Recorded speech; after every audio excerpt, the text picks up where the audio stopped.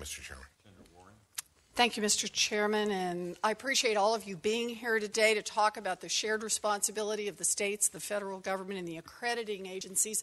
I assume we all have the same goal, and that is a high-quality education for our students.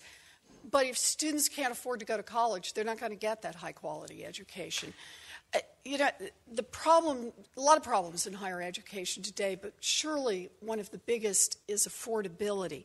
Our students are drowning in debts. 1 in 5 households now carry student loan debt. The burden is especially crushing for young Americans. They're now trying to deal with total student loan debt of about $1.1 trillion. And as long as college costs continue to rise without any real limitations, then students are going to be forced to finance their educations with more and more debt. And colleges, with the help of state and federal grants, may be able to shield the lowest income families from tuition hikes, but middle income families are really getting hit, and they're getting hit hard. So a student who goes to a public university today, adjusted for inflation, will pay about 300% of what her father would have paid a generation ago. So my question is, if we're going to work through the regulation of higher education and we're going to work through the combined efforts of federal, state, and accrediting agencies, then whose job is it to ensure that the colleges are affordable? So who does that? Dr. Hill? Well, I think we all have to do it, but I, as a former state person, I think it's a major responsibility of the state, especially for its public institutions. That's sometimes challenging. I think you're probably all aware that state funding for post-secondary education has failed to keep up, at least on a per-student level, as our enrollments have increased. So those costs have largely been shifted to students. Frankly, students are not without blame themselves. They add to their own costs.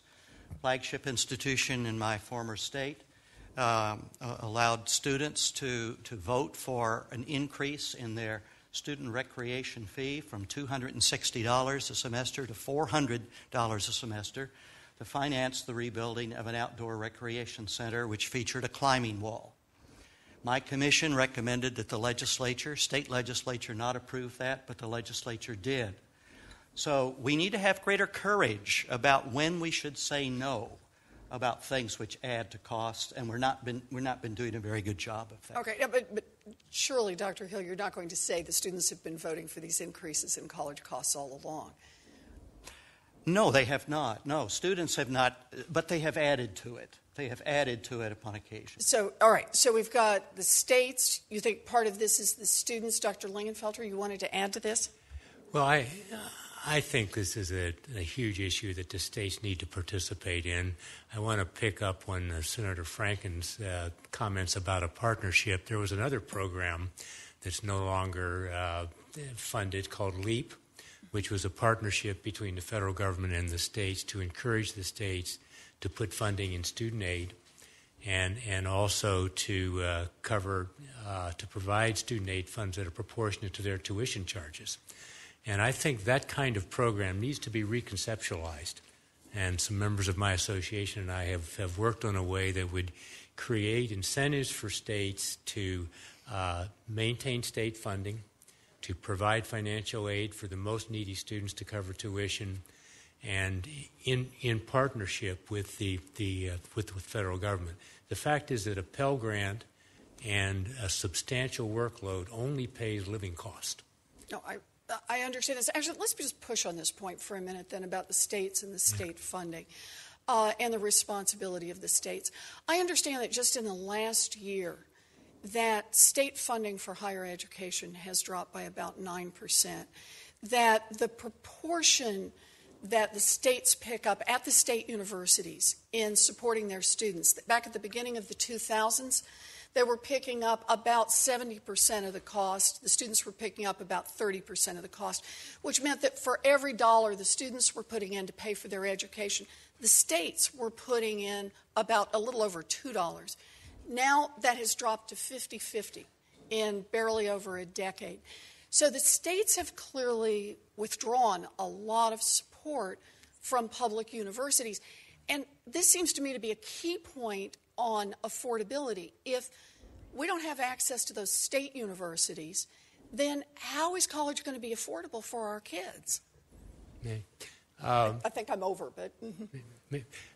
Those numbers come from my association. I was just going to give credit, and I apologize for not doing so earlier, let me comment on it. The fact is that state funding has kept pace with inflation over the last 12 years. It's kept pace with enrollment growth. It hasn't kept pace with the combination of the two. Enrollments have increased over 35% since the turn of the century, and that's been the fastest rate of enrollment growth since the baby boom entered college. And the problem is that state funding has actually grown, but enrollments have grown faster, inflation has grown faster, and the pressures on state government, just like the pressures on the federal government, force us to make a lot of hard choices. And we need to come together in partnership to deal with that issue in ways that are more effective than we've achieved so far. Thank you, and I hope we can pursue this more. I just want to say on this, I went to a commuter college that cost $50 a semester, and I went to a state university for law school. I went to school at a time when America invested in public education for its kids, and I benefited from that. I'm part of a whole generation that benefited from that. I fear that we are losing that, and if we lose that, there's nothing else that saves higher education. We lose our future. So thank you.